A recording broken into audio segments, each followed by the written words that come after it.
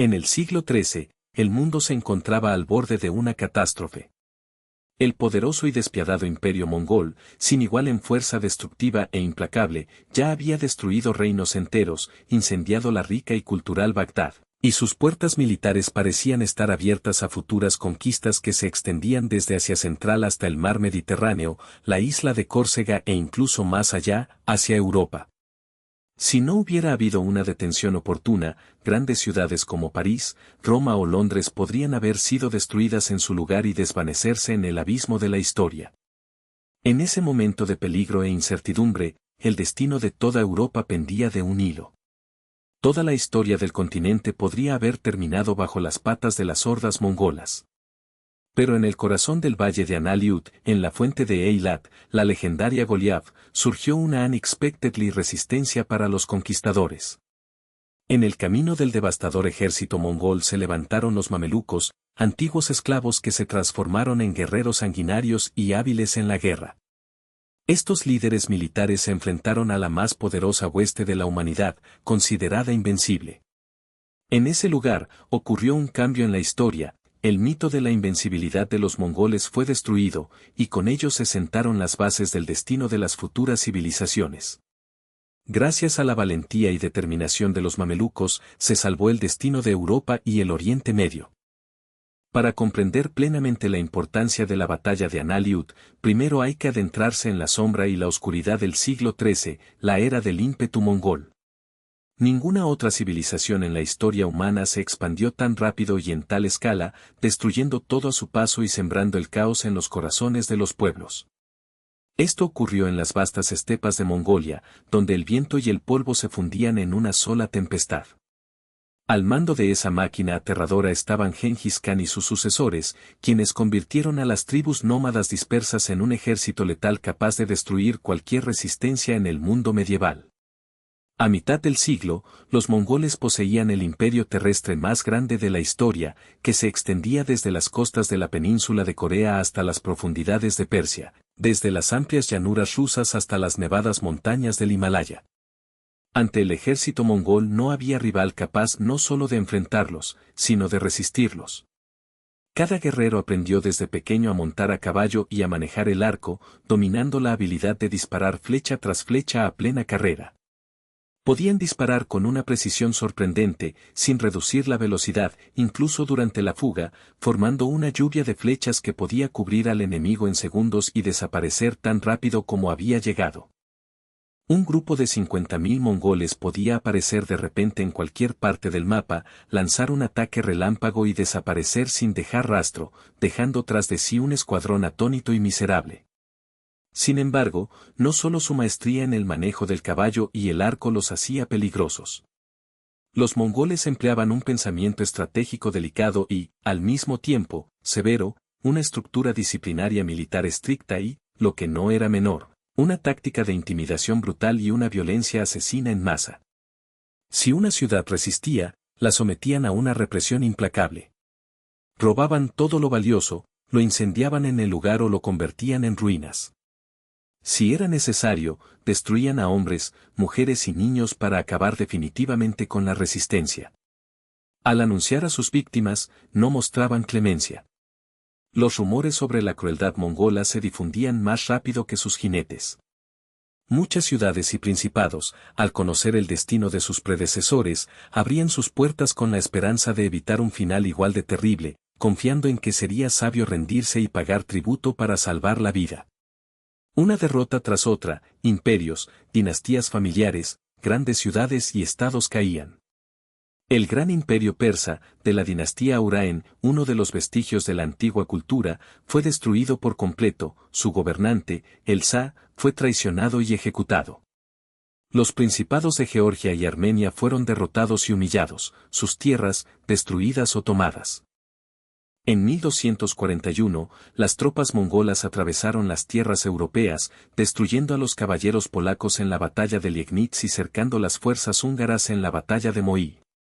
La noticia de tal avance provocó pánico entre los pueblos cristianos. En las crónicas de París y Roma se susurraba que nada podía detener a estos jinetes del Apocalipsis. La escala de destrucción era tan enorme que parecía que todo el mundo se hundía en un abismo. Pero, a pesar de todo, la tormenta seguía rugiendo. En 1258, el Khan Hulagu, hermano del gran Gengis Khan, Mukan, fue enviado al oeste con un ejército formidable. Su objetivo era someter finalmente el corazón del Islam, una región donde florecían ciudades poderosas, culturas y tradiciones espirituales. En los años siguientes ocurrió uno de los eventos más sombríos y sangrientos en la historia del Oriente Medio. En 1258, Bagdad fue sitiada, una ciudad que alguna vez fue el centro del conocimiento científico, la cultura y la fusión de diversas tradiciones espirituales, además de poseer bibliotecas y escuelas ricas.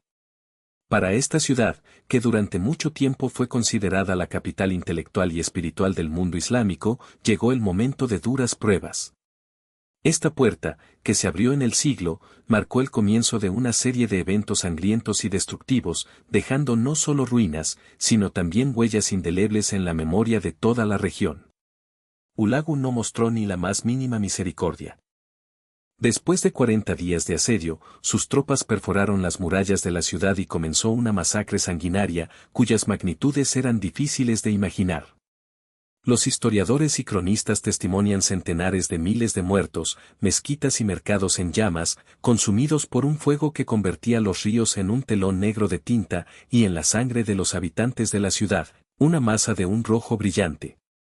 El califa, Al-Mustasim, fue deshonrado públicamente y ejecutado, su cuerpo fue aplastado y aplazado sobre un caballo, en un acto de completa e incondicional humillación del poder.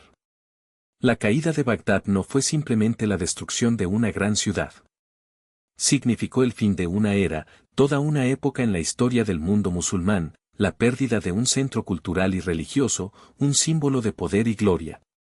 Los enemigos, los guerreros y conquistadores, como una sombra, se extendieron por todo el territorio del Islam, provocando pánico y desesperación. Si la capital más grande del mundo musulmán podía caer, ¿a quién más se podía confiar? Seguía existiendo esperanza para ciudades doradas como Damasco, El Cairo o incluso la Meca. Los poderosos mongoles avanzaban, tomando las ciudades hermanas, Alepo y Damasco. Los gobernantes de Siria, las dinastías árabes de los aúbides, se vieron obligados a rendirse, cediendo el poder ante la presión de los conquistadores. El terror se apoderó de los estados cristianos situados a lo largo del Mediterráneo, se preguntaban si también les ocurriría lo mismo.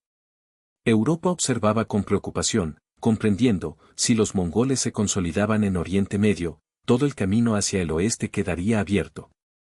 Entonces, como si el destino mismo dictara un cambio, comenzó a variar. En 1259, murió el gran Khan Momke, quien gobernaba un vasto imperio en la lejano China.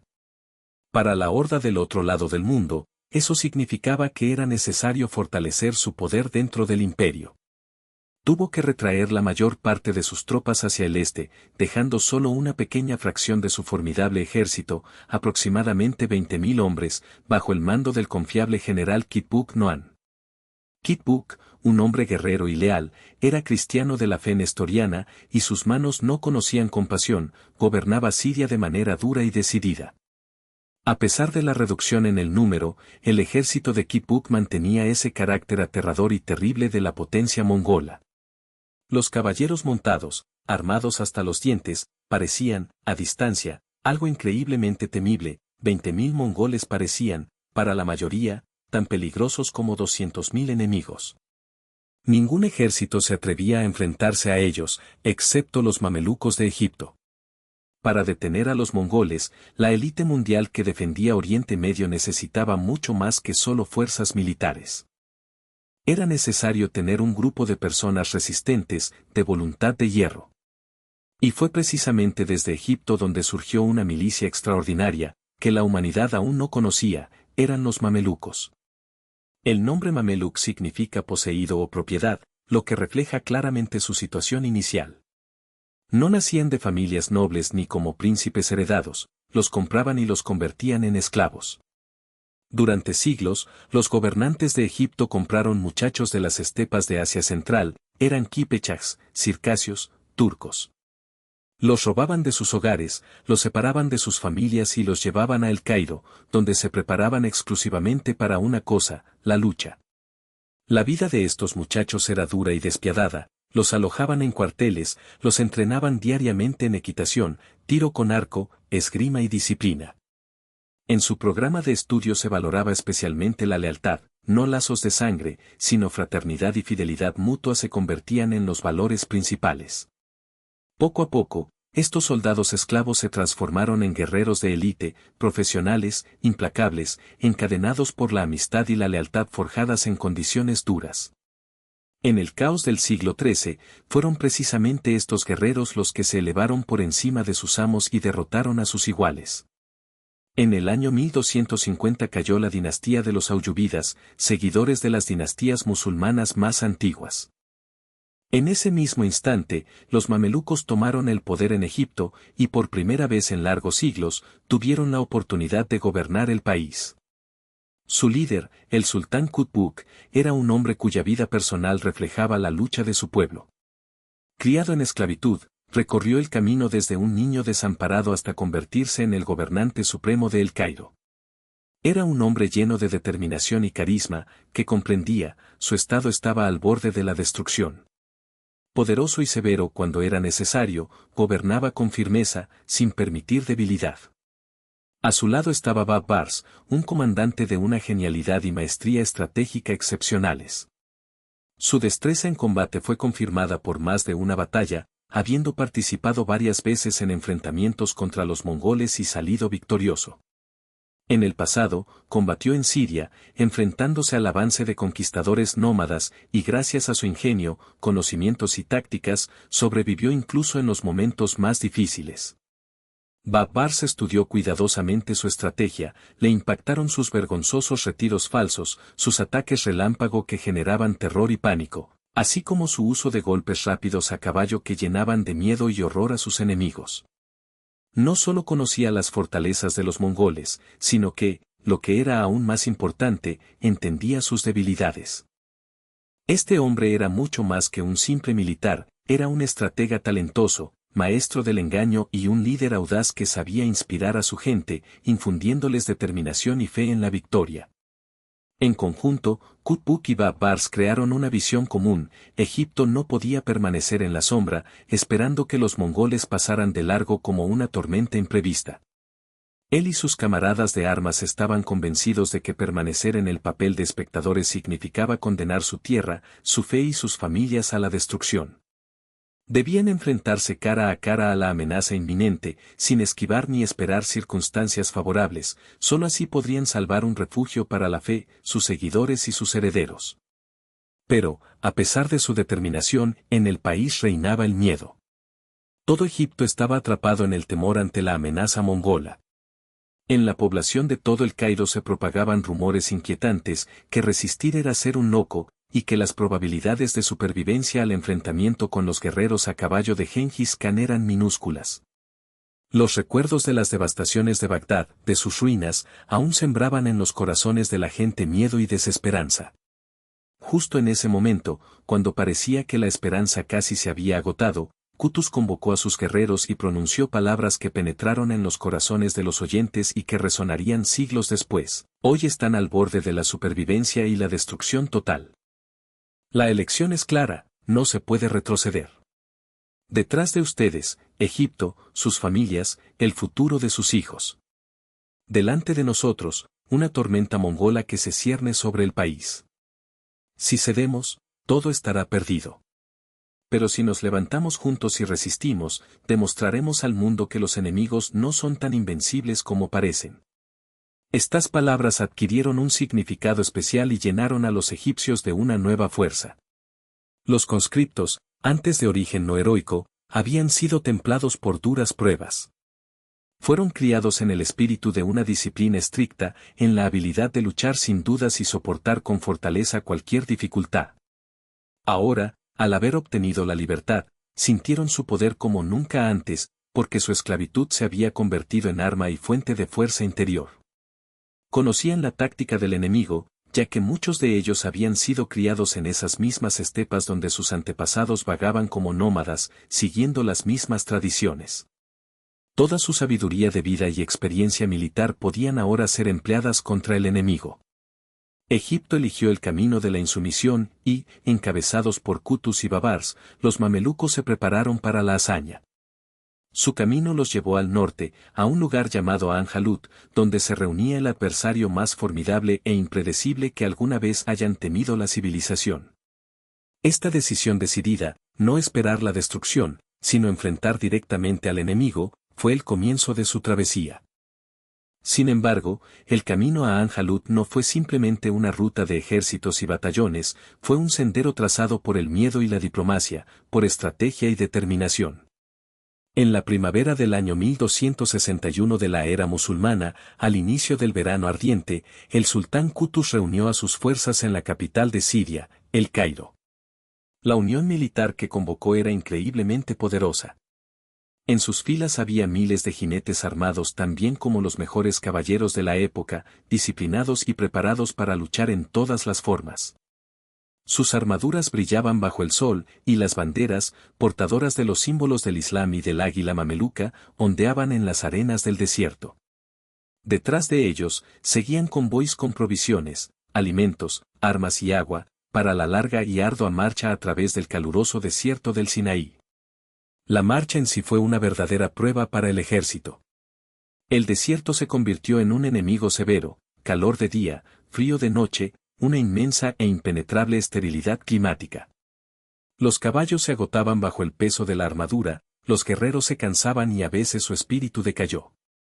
Pero las palabras de Qutus y Babars les brindaban esperanza y recordaban su objetivo principal. Egipto, el último baluarte del Islam, permanecía en retaguardia, y delante de ellos estaban las hordas mongolas, destructores de Bagdad, que amenazaban a todo el mundo. Cuando el ejército mameluco continuó su lento y pesado avance, su camino estuvo lleno no solo de dificultades físicas y pruebas en el trayecto, sino también de la sombra antigua de miedos ancestrales, que permanecieron en la memoria del pueblo, los horrores de la invasión mongola. Cada soldado escuchaba historias de ciudades y pueblos devastados, borrados sin rastro de la faz de la tierra, de ríos en los que el agua verde dieron paso a corrientes sangrientos. En peligro mortal, la guerra con los mongoles significaba mirar al abismo de la destrucción total, un abismo del que solo se podía salir a costa de la propia vida. A pesar de ese temor aterrador, casi repugnante, se mostraba brillante y resistente el señor Qutus, cuyo liderazgo convertía el pánico en determinación. Él recordaba a sus combatientes que, ante su situación, no tenían otra opción que luchar o morir. Ningún esfuerzo diplomático podía cambiar el destino difícil que se cernía sobre ellos. Así, en la frontera con el enemigo, surgió un hilo especial de esperanza y estrategia, las negociaciones internas. Frente a ellos estaban no solo enemigos de las estepas, sino también una cadena de estados cruzados del Levante. Durante décadas, los ejércitos musulmanes y cruzados libraron guerras crueles y sangrientas por tierra sagrada, por la Santa Rus. Pero ahora, la amenaza la representaban los mongoles, que eran peligros tanto para ambas partes al mismo tiempo. Cuando Qutus envió a sus emisarios a la fortaleza de Acre, una estratégica ciudadela cruzada, la reacción fue contenida. Allí confiaban en no involucrarse en el conflicto, sin considerar necesario intervenir activamente. En cambio, los cruzados permitieron que los ejércitos mamelucos pasaran por sus tierras de forma segura, incluso ofrecieron provisiones de comida y agua. Así fue una ventana rara e irónica en la historia, enemigos por fe estaban divididos, pero el temor a los mongoles los unía en el odio y en la poca esperanza de supervivencia. En ese mismo tiempo, en Siria, en la fortaleza de Kibal, no había calma, y la economía no permanecía en espera del destino. Aunque las fuerzas del sultán Kibekaz eran mucho menores en número que el ejército de Hulagu y su horda, ya sentía confianza y poder. Su mano firme gobernaba Damasco, suprimiendo con dureza cualquier muestra de descontento y exigiendo tributo. Consideraba que los mamelucos eran solo un grupo desesperado, escondido tras ilusiones de lucha y resistencia.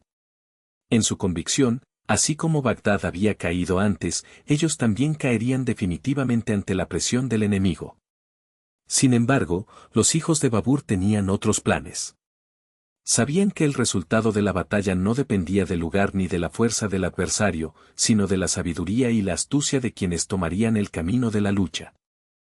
Por eso, el escenario futuro ya estaba previsto, la batalla se decidiría en el terreno que ellos eligieran, donde la traición y la táctica jugarían un papel decisivo.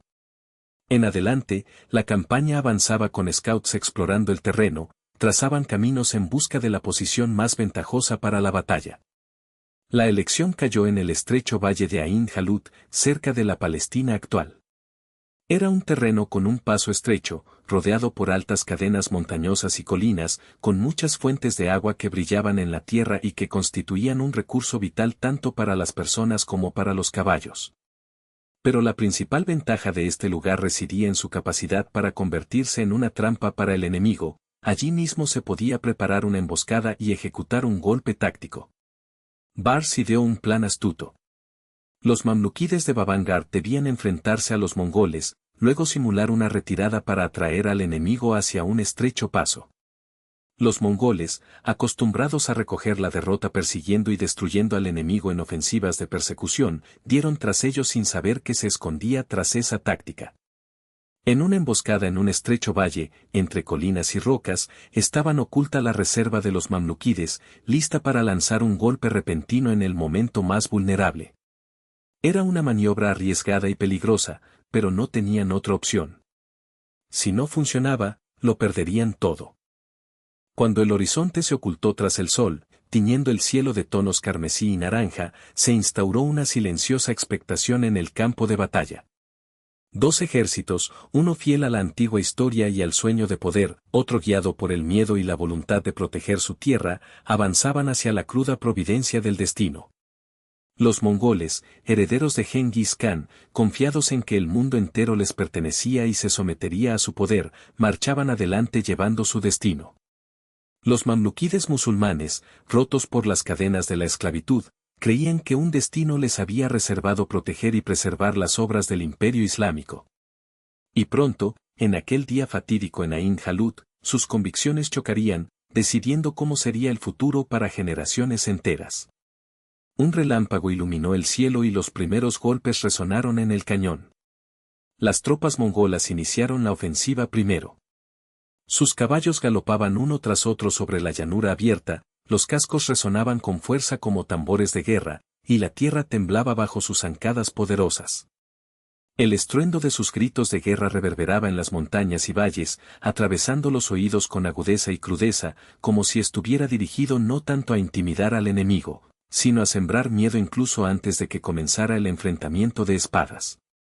Flechas cruzaban el cielo como sombras oscuras cubriendo los rayos solares. Los poderosos arqueros mongoles, capaces de disparar 6 flechas en el tiempo que una persona normal dispararía solo una, descargaban intensos tiros contra el enemigo, oscureciendo el cielo y haciendo que el sol matutino pareciera sumido en una pesadilla sombría. Los gritos de los caballos se fundían en una sola sinfonía punzante de miedo y furia, mientras personas y animales caían, pisoteados en el polvo levantado, transformando el espacio en una densa cortina de polvo y bruma que apretaba las gargantas y los ojos. Frente a aquel feroz avance, los guerreros mamluquíes en la primera línea se sentían como si hubieran desembarcado en un puerto de tormentas de hierro y bronce. Pero en la cabeza de aquel impulso vertiginoso se elevaba un guerrero con una barba oscura, conocido como Babbar, quien desde hace tiempo estaba acostumbrado a las horas decisivas y gozaba de la confianza ilimitada de sus combatientes. Dio una orden rápida y decisiva, avanzar, mostrando toda la rapidez y furia posibles. Y en aquel breve instante, el espacio a su alrededor se convirtió en un caos, donde resonaban los sonidos del acero resonante y los gritos de dolor, mezclados con el ritmo furioso y cegador del combate. Pero como si fuera una señal, cuando los mongoles intensificaron el empuje, Babbar dio la orden que sus enemigos solo podían imaginar. Les ordenó a sus guerreros retroceder, una decisión habitual para ellos. Los guerreros molucos se volvieron y, formando un grupo organizado, retrocedieron lentamente, rompiendo conscientemente la formación. Para los mongoles, parecía que su adversario prácticamente se desmoronaba, que su resistencia se disolvía y se desvanecía.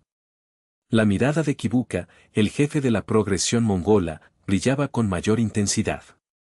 Estaba seguro de la victoria, pues sus ataques sangrientos habían destruido valientes ejércitos en toda Asia durante años. Ahora parecía que incluso los enemigos de Egipto comenzaban a huir ante su poder. No podía permitir que la situación se desenvolviera de otra manera. Con un grito ensordecedor, exclamó, «Deténganlos». Y su espíritu a caballo, enojado, se lanzó en persecución. Su destacamento confiado y despiadado hacía lo que ya había intentado antes en la práctica, seguían retrocediendo, provocando cuidadosamente al enemigo para que los persiguiera, esperando que el enemigo llegara lejos, y luego, de repente, asestar un golpe. Pero esta vez, la táctica de distracción fue una trampa. Babbar y sus hombres llevaron a los mongoles al interior de un estrecho valle, igualando gradualmente sus números y fortaleciendo la sensación de victoria inminente. Un cañón aislado, con faldones rocosos a ambos lados que se estrechaban, comprimían la caballería del enemigo contra un flanco estrecho. Los altos relieves, que parecían llegar al cielo, permanecían en silencio, demasiado silenciosos como para advertir del peligro inminente. Los mongoles, confiados en que podrían engañar al enemigo, no se dieron cuenta de cómo estaban rodeados. A la luz de una ruptura repentina, detrás de las colinas aparecieron jinetes molucos escondidos, levantando cuernos y ondeando sus banderas de guerra al viento. Inmediatamente, atacaron los flancos del ejército mongol con una fuerza aterradora y una furia destructiva. El momento en que parecía que el espacio se abría, se convirtió en una trampa, las tropas mongolas quedaron atrapadas entre los clanes en retirada de Babbar y un ataque repentino desde las laderas de las montañas. Quedaron rodeadas y cortadas por ambos lados. En pánico, se colapsaron sus filas, los caballos se alteraban y galopaban descontrolados, los gritos de guerra resonaban entre el ruido de la batalla, las órdenes se mezclaban en el caos y la confusión.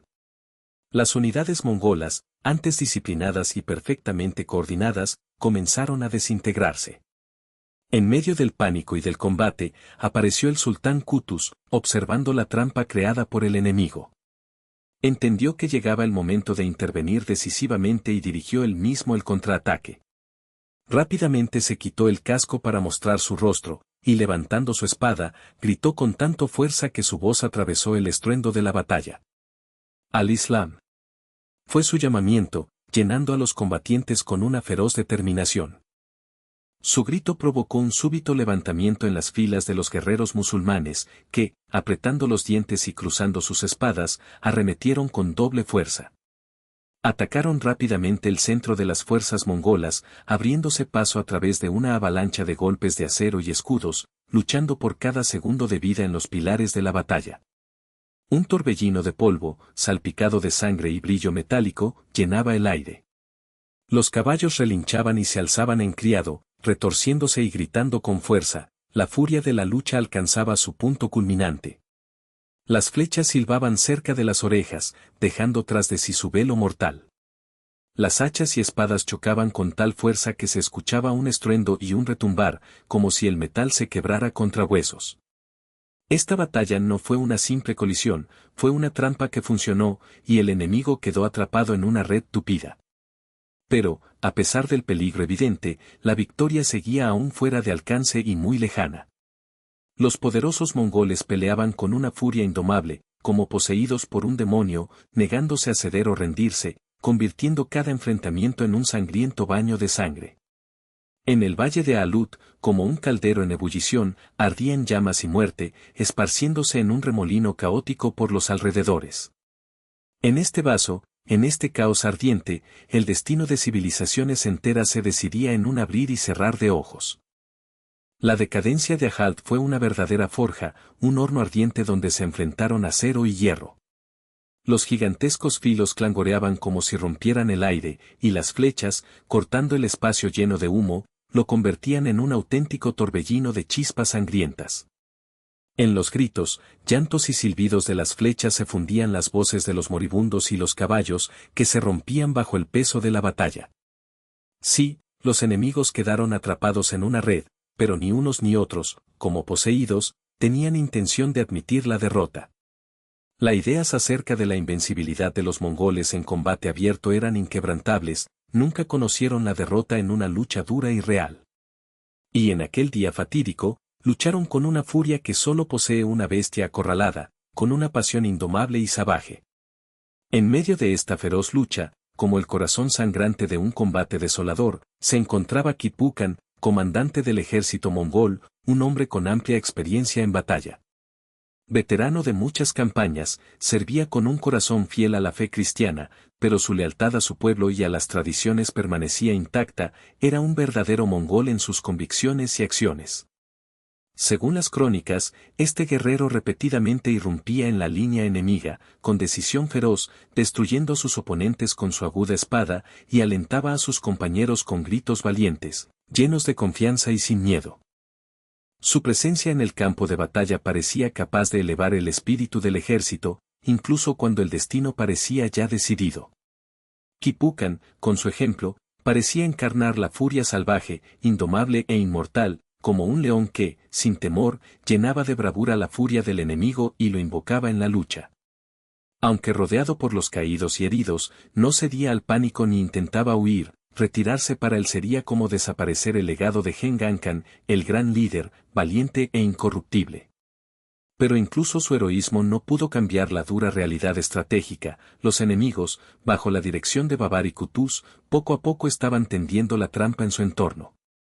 Los almuditas usaron la disciplina y la táctica, organizando un cambio constante de caballería fresca, mientras los mongoles se estrechaban y se rodeaban por todos lados. En un estrecho cañón, permanecían sin posibilidad de maniobra, su rapidez, famosa en todo el mundo desde hace mucho tiempo, resultó ser impotente en este espacio cerrado. Toda su movilidad carecía de sentido. Finalmente, la línea mongola se rompió. La agonía y el cansancio dieron paso al pánico, y la confusión los invadió. En ese momento, como predador, cuya presa es la muerte, los almuditas cargaron contra el enemigo con una furiosa embestida, atravesando las filas de la caballería, antes considerada invencible. Sumidos en el caos, los mongoles perdieron el control y comenzaron a huir. En medio de esta locura, Kipukan fue hecho prisionero, privado de su libertad y derribado de su caballo. Sin embargo, incluso en el momento de su captura, permaneció firme.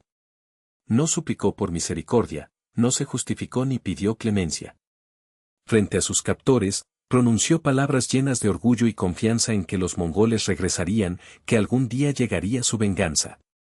Pero su discurso no pudo cambiar el destino, su destino ya estaba sellado. Los almuditas lo ejecutaron rápidamente, quebrando la última voluntad del guerrero, para mostrarle al mundo entero que incluso los invencibles, como los mongoles, pueden sangrar y morir. Después de su muerte, la fuerza de mando se debilitó y el pánico se apoderó de los guerreros supervivientes. La furia incontrolable y destructiva que parecía imparable poco antes, se deshizo, convirtiéndose en una huida desordenada y en intentos dispersos de escapar. Los mamelucos reforzaron sus posiciones, persiguiendo con insistencia a la caballería mongola en fuga, rodeándolos desde el norte y empujándolos hacia el fondo del valle, hasta que toda la región quedó cubierta de caídos en combate. Por primera vez en toda su historia, el ejército mongol fue completamente destruido en una batalla abierta. El mito de invencibilidad, que durante siglos se construyó sobre conquistas interminables y el temor, fue reducido a cenizas durante el asedio a Ajalut. Cuando finalmente se densa la tormenta sobre esta batalla clave, el mundo entero resultó ser radicalmente diferente. En toda la memoria viva de los acontecimientos, por primera vez en la historia, el imperio mongol, que alguna vez pareció una tormenta irresistible que sacudía la tierra, fue completamente quebrantado en combate directo. Lo que antes parecía imposible, se convirtió en realidad. Para los mamelucos, la victoria fue más que una simple supervivencia, se convirtió en un triunfo, en un símbolo de gloria. Lograron lo que otros no se atrevían a hacer, enfrentarse a la potencia de la horda mongola y salir de la batalla como vencedores. Desde ese momento, su poder en Egipto se volvió más fuerte e irreversible, y ya no eran simplemente invasores levantados o antiguos esclavos, sino verdaderos defensores del Islam. Su dinastía pudo conservar su legado por más tiempo que cualquier otra, siglos. En la historia, son recordados no solo como gobernantes del Estado, sino también como salvadores de la civilización. Para el mundo islámico, la resistencia al embate mongol se convirtió en un corregir del destino. Si no hubiera sido posible derrotar a los mongoles, evitar la hostility y las destrucciones, se podría decir que los santificados ciudades de la Meca y Medina habrían sido destruidas de manera estable, profanando sus sagrados recintos, y el corazón del mundo islámico habría sido enterrado bajo los escombros. Sin embargo, la fe se mantuvo, y junto con ella, el centro espiritual y cultural de toda la gran civilización. Para Europa, las consecuencias de aquella batalla fueron igual de importantes. La herencia de aquella época muestra que, antes de la confrontación, los sabios reinos del cristianismo lograron evitar exitosamente los enfrentamientos y se mantuvieron en relativa seguridad, gracias a la distancia y al destino. Pero si los mongoles hubieran conquistado Egipto y las tierras del Líbano, el paso al mar Mediterráneo habría quedado abierto, y las naves de tus enemigos podrían haberse lanzado a campañas por el sur de Europa. Entonces, los estados fragmentados de Francia, Italia e Inglaterra habrían enfrentado la misma terrible amenaza que se apoderó de Persia y Bagdad. Adjaluta se convirtió en una barrera que impidió la realización de aquella pesadilla. Para los mongoles, esta batalla fue un momento decisivo, ya no realizaron incursiones tan profundas en tierras del cercano Oriente. El mito de su invencibilidad, creado en los años de gloriosas conquistas, fue definitivamente derribado durante la pelea en Adjaluta. Aunque el imperio mongol permanecía extenso, su poder y movimiento fueron simultáneamente quebrantados. Las disputas internas, las crisis de sucesión y las vastas fronteras de sus dominios frenaron su avance. La batalla en Adjaluta no eliminó a los mongoles como tal, pero les colocó una frontera infranqueable para siempre. Se convirtió en un momento que los historiadores llaman de cambio de rumbo, no solo una batalla, sino un acontecimiento clave en la historia. El resultado no solo afectó el control de un valle en Palestina, sino que determinó el destino de las fes, las culturas y los estados. Esta batalla salvó Egipto, protegió las ciudades sagradas del Islam y, al mismo tiempo, se convirtió en un escudo para Europa, evitando invasiones destructivas y catástrofes. Hoy, al estar en los valles de Galilea, es difícil imaginar el estrépito de las ondas, el brillo de las armas y los gritos de los guerreros que creían que el destino del mundo pendía de un cabello. Pero en el año 1206, ese silencio fue el escenario del enfrentamiento de las potencias. Y desde esa tierra resonó una verdad que atravesó los siglos: incluso el imperio más invencible puede ser detenido. La valentía, la estrategia inteligente y la voluntad firme pueden decidir el destino de civilizaciones enteras, trazar el camino hacia su salvación y prolongar su existencia por siglos. Justo en el valle de Angel Rut se decidió el destino del mundo entero, y allí, en ese rincón silencioso y apartado de la tierra, se logró salvar el futuro de la humanidad con éxito.